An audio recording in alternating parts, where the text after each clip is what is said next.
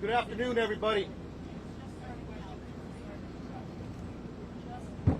Good afternoon, everybody. My name is Victor Escalon, Regional Director for DPS South Texas.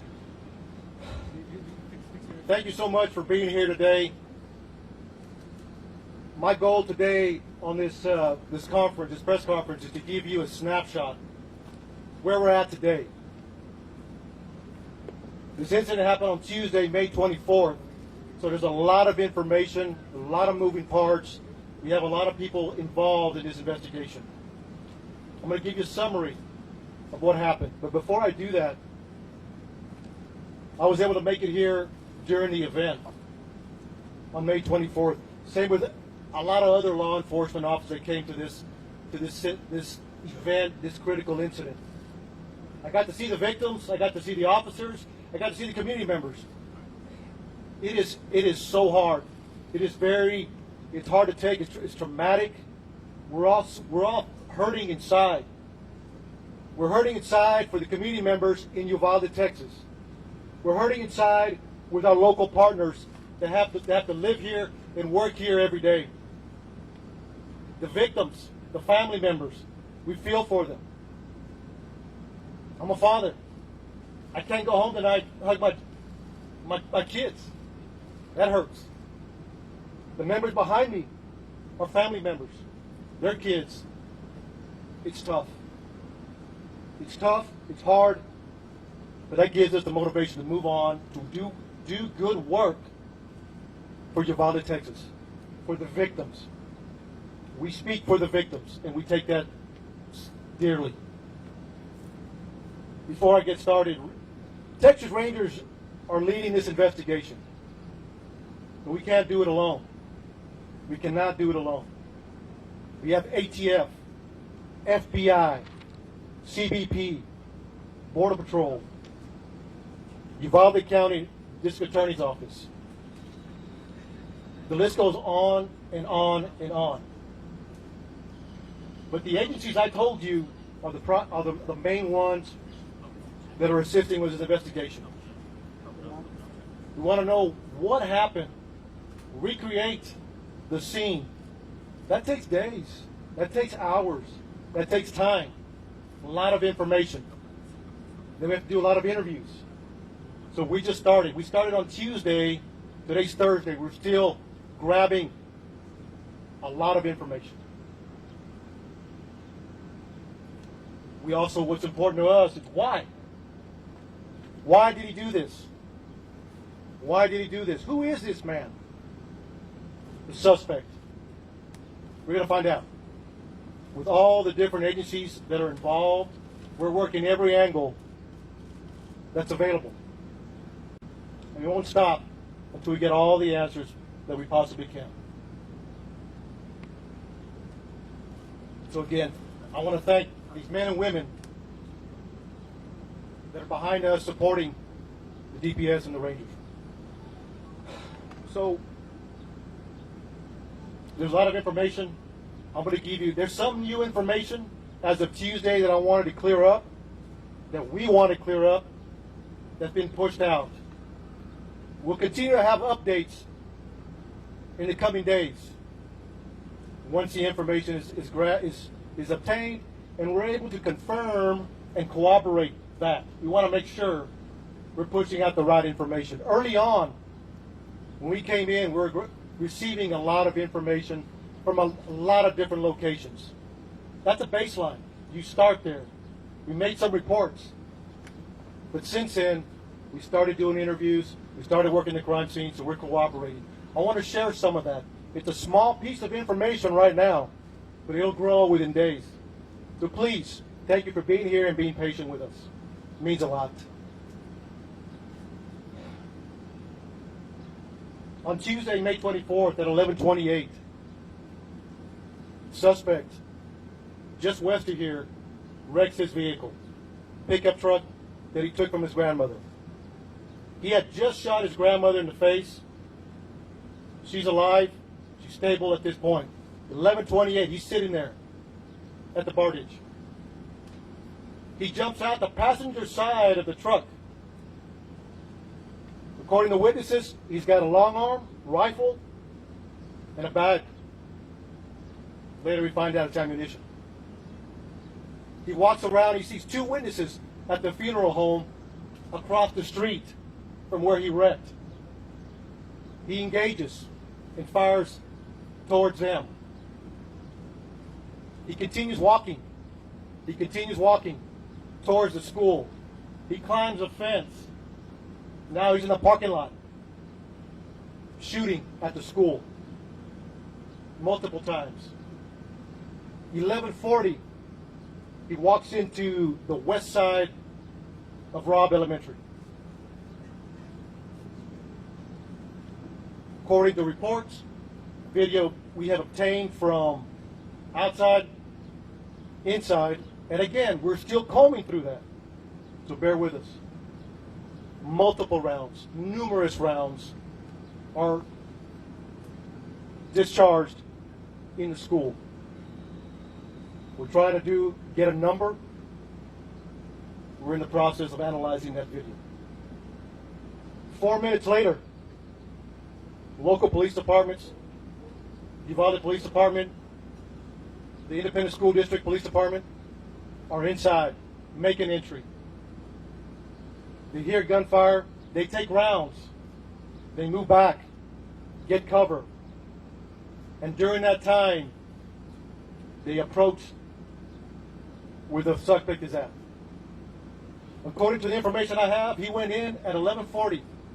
He walks, and I'm going to approximate 20 feet, 30 feet. He makes a right. He walks into the hallway, he makes a right, walks another 20 feet. Turns left into a schoolroom, into a classroom that has doors open in the middle. Officers are there, the initial officers, they receive gunfire. They don't make entry initially because of the gunfire they're receiving. But we have officers calling for additional resources. Everybody that's in the area, tactical teams. We need equipment. We need specialty equipment. We need body armor. We need precision riflemen, negotiators. So during that time that they're making those calls to bring in help to solve this problem and stop it immediately, they're also evacuating personnel, not say personnel, students, teachers. There's a lot going on, a lot complex situation. They're measuring. Approximately an hour later, U.S. Border Patrol tactical teams arrive. They make entry, shoot and kill the suspect.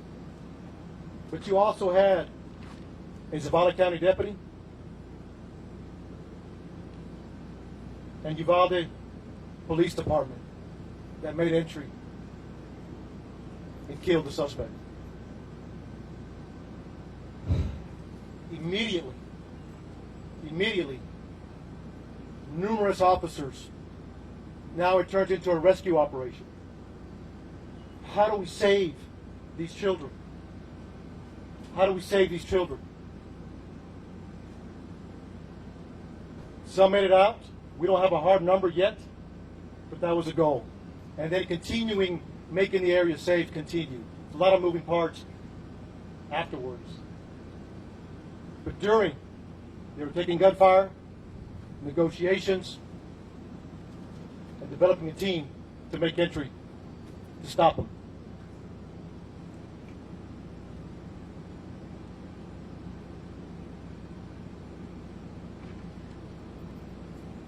I'll take a few questions. And again, look, a summary. One more thing I forgot to mention that I want to clear up that came out early on. It was reported that a school district police officer confronted the suspect that was making entry. Not accurate. He walked in unobstructed initially. So from the grandmother's house to the bar ditch to the school, he was not confronted by anybody. To clear the record on that. 4 minutes later, law enforcement are coming in to solve this problem. Step by. So, just want to clear that up. That's very important. And again, this will happen as we move forward. So, thank you. I'll take a few questions.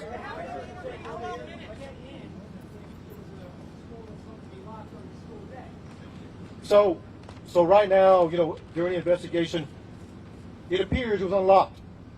So we're going to look at that and try to corroborate that as best as we can. I do that. Hey, please, one at a time, and we'll address as many questions as we can. So let me finish this question. One at a time. Announce your name. Announce your network. Okay. Be respectful, please. So Josh, thank you for the question. So right now, it appears it was unlocked. Like I said, it goes back to the investigation. It takes time. We will find out as much as we can why it was unlocked, or maybe it was locked. But right now, it appears it was unlocked. So thank you. Yes, sir. You say at one point he was inside there, among the things you were attempting negotiation, was he responding to negotiation, and in that period of time was there continued gunfire? So during that time, right now, according to the information we have, the majority of the gunfire was in the beginning. In the beginning. I say numerous, more than 25. I mean, it was a lot of gunfire in the beginning. During the negotiations, there wasn't much gunfire other than trying to keep the officers at bay. But that could change depending as once we analyze the video. But right now, according to the information, he did not respond. My question is this: was there a school officer on campus, and was that school officer armed? Because that's what we've been told. So at this time, no. There was not an officer readily available armed. No. No. Nothing. I can't answer that yet. I'll circle back with you again. As we do that investigation, we have all these questions we want to answer. So, but I'll get back with you, sir. Yeah. There's a 12-minute gap. There's a 12-minute gap from when he crashes his truck to when he enters the school. 12 minutes. What happened in that 12 minutes? So you got to understand, 11:30 is the information we have at this point that we can confirm. 11:30 a.m. the PD we got a crash and a man with a gun. And then you have responding officers. That's what it is. If it's 12 minutes, from 11:30 to 11:40, that's the information we have right now. Look, at the end of the day, our job is to report the facts and have those answers. We're not there yet. Over here.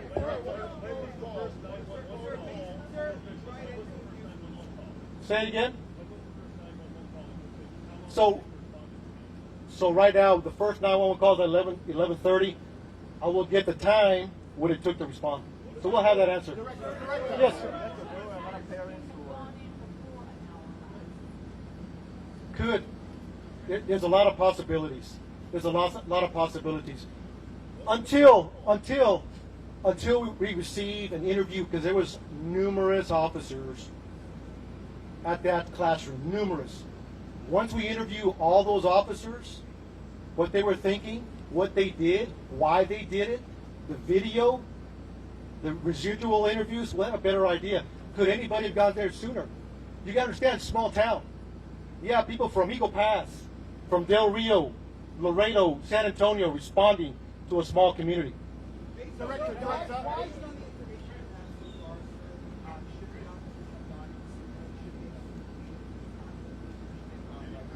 That's a tough question.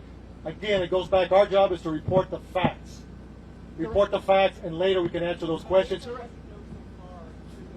I don't have enough information to answer that question just yet.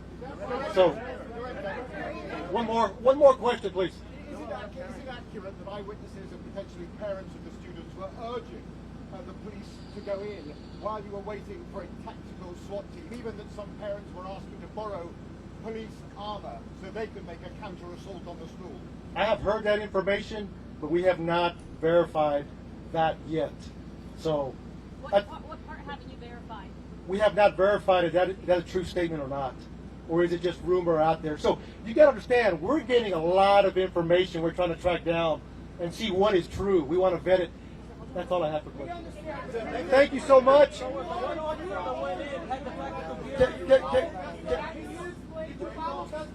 Hold on.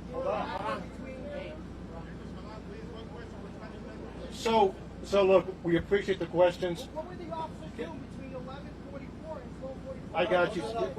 Yes, sir. Barricading. Behind that, you guys have said that he was barricading. Can you explain to us how he was barricading and why you guys did not use that word? So I have taken all your questions into consideration. We will be doing updates. We will be doing updates to answer those questions. Answer that question now. I think there's a lot What is your name? Shimon. Shimon.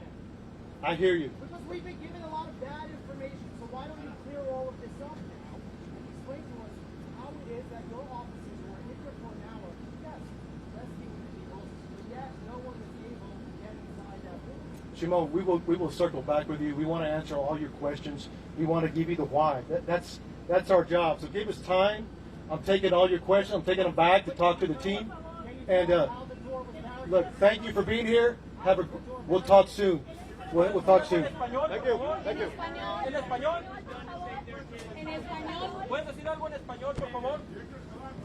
No pudiera decir about the video. Director, ¿puede decir algo en español, por favor? You guys can grab your mic. Right now. Right now, once I go back with it, and I'll come back.